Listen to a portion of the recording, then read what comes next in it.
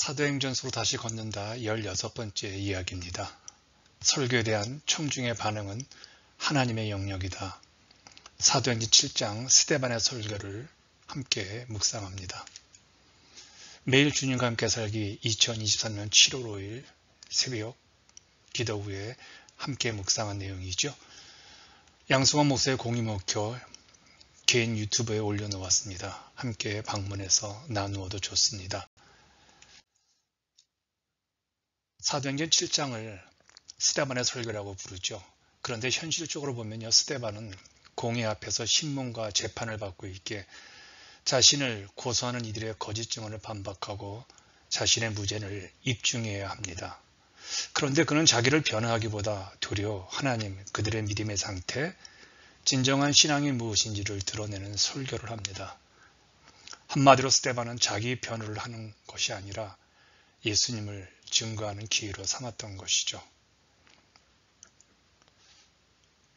그의 설교에서 특이한 것은 아브라함이 하나님으로부터 받은 약속의 중심은 이스라엘 자손이 아니라 약속의 땅임을 강조합니다. 자손이 아닌 땅을 강조한다는 것이죠. 요셉 이야기의 강조점도 애굽과 가나안 온 땅에 흉년이 들어서 애굽 땅으로 이주하게 되었지만 400년간의 노예살이를 보내고 난 후에 그곳을 탈출해 약속의 땅, 그 가나안에서 하나님을 섬기게 된 것이라는 것이죠. 스데반은 그 증거로 야곱과 조상들이 모두 애굽에서 죽었지만 그들은 아브라함의 소유권을 가지고 있던 그 땅, 그곳에서 장사되었다는 겁니다. 모세 또한 애굽의 땅에서 하나님의 사람으로 살다가 쫓겨나 광야에서 40년을 살다가 하나님의 부르심에 순종하여 이스라엘을 400년간 노예살이에서 탈애굽하여 약속의 땅 가나안 땅으로 인도했다는 겁니다. 결국 이스라엘은 약속의 땅으로 돌아왔다는 것이 스데반의 강조점이죠. 왜 스데반은 조상들이 애굽의 땅을 떠나 약속의 땅으로 돌아온 것을 강조했을까요? 스데반과 같은 디아스포라 헬라파 유대인들도 조상들이 애굽에서 살다가 약속의 땅으로 돌아와 하나님을 예배했던 것처럼 자신들도 이방의 땅에서 약속의 땅에 돌아와 자유롭게 하나님을 예배하고자 이 땅으로 돌아왔다는 겁니다. 그런데 지금 유대인들이 율법과 성전을 갖고 약속의 땅으로 돌아와 진정으로 예배를 드리는 자신들을 박해하고 있다고 고발하는 겁니다. 땅은요, 하나님을 자유롭게 섬길 공간이지 하나님 주신 온갖 복을 체감하며 누릴 수 있는 무대라는 겁니다. 교회는 누구나 하나님을 예배하며 하늘 복을 마음껏 누리는 약속의 땅이 되어야 합니다. 이 공간은 하나님의 땅인 이곳에서 우리가 누리며 우리가 회복해야 될 영역인 것이죠. 교회는 바로 하나님의 땅이라는 것이죠. 스데반의 설교가 공회원들을 자극한 것은 아마 이것 때문에 그럴 겁니다. 그들의 자존심인 율법과 눈에 보이는 성전을 스데반이 설교에서 건드렸기 때문에 그렇죠.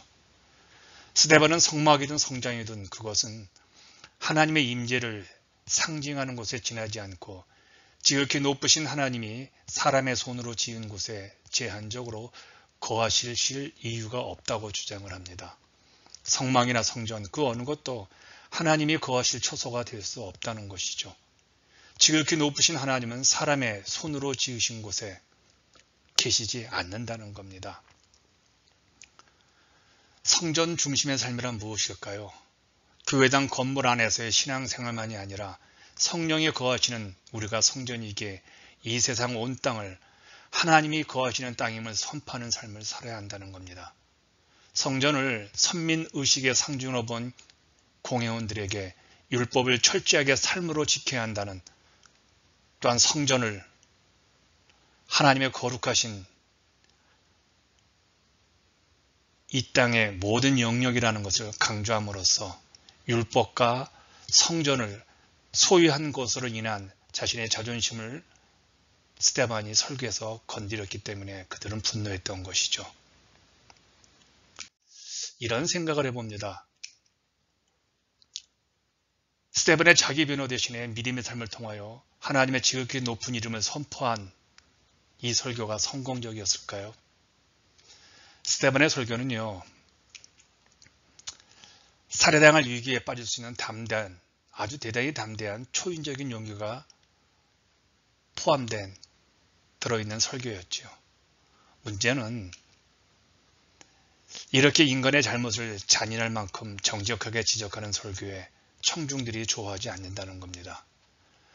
아마도 스데반도 이런 청중들의 반응을 이미 알고 있기에 하늘을 우러러 설교했던 것 같습니다.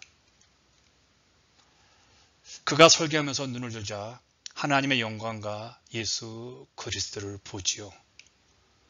그리고 우리 예수님도 그를 보셨습니다. 여기 두 눈이 마주칩니다.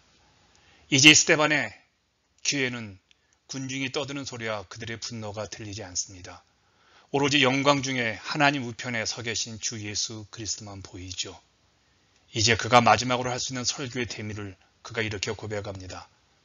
주님께 자신의 영혼을 부탁함과 동시에 자기에게 돌을 던지는 사람들의 죄를 그들에게 돌리지 말라고 기도하면서 그는 설교를 마무리합니다.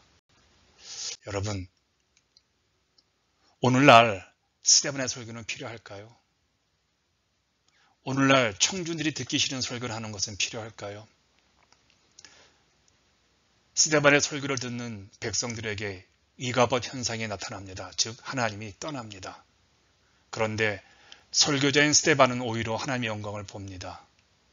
사도행전 저자는 이 현상을 스데반이 성령 충만했다고 전합니다. 성령 충만한 설교자, 성령 충만한 설교는 어떤 모습일까요? 제가 여기서 깨달음을 크게 얻었습니다. 설교자는 하나님의 뜻을 전하는 자이지 청중들의 반응을 생각하지 않는다는 겁니다. 왜냐하면 설교에 대한 청중들의 반응은 하나님의 영역이지 우리의 영역이 아닙니다. 그러므로 성령에 충만한 설교자는 자신이 전하는 설교에 대한 청중들의 반응까지 고려해서 염려하거나 지레 겁먹을 필요가 없습니다. 하나님의 영역이기에 그분께 맡기면 됩니다. 오늘은 설교자들에게 가장 필요한 것은 청중들에게 충격을 주는 담대하고 초인적인 용기, 설교자에게 필요한 시대입니다. 모든 설교자들을 응원하겠습니다.